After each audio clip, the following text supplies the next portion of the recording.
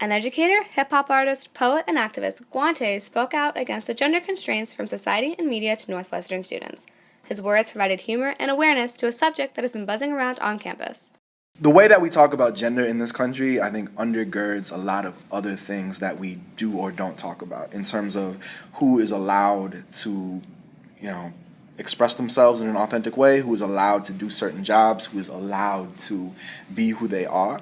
And it may not ever be, it may not often be explicit, but I think implicitly we're often put into these boxes based on gender that really impact our future and our relationships with each other. And I think a lot of it comes from like capitalism and like wanting to be able to market products to certain segments of the population. It makes it easier when you can kind of put people into two big boxes.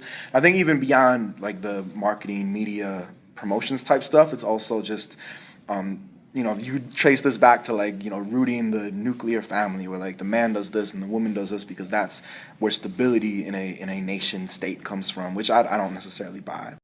Here's an example of Guante's poetry. So how many boys have to kill themselves before we acknowledge this as a problem? How many women have to be assaulted? How many trans people have to be murdered? We teach boys how to wear the skin of a man, but we also teach them how to raise that skin like a flag and draw blood for it. 8. Boy babies get blue socks. Girl babies get pink socks. What about purple? What about green? Speaking out about these issues can sometimes be a sensitive topic, which makes poetry a good outlet for voicing concern and creating an identity, as Guante explains.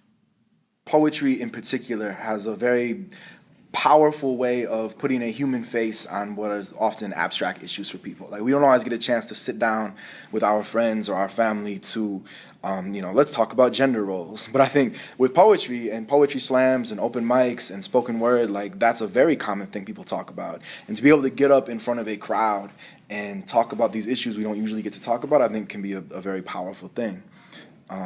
And also beyond that, beyond the actual like substance of the pieces, just the simple act of getting up on a stage in front of a microphone and talking about what you believe in is something that allows you to claim your own identity and really figure out who you are as opposed to what society is telling you to be. Throughout the performance, students responded positively to Guante's words with snaps and claps. Many also complimented and talked with Guante after the show about gender roles. This is Elizabeth Santoro reporting from Medill.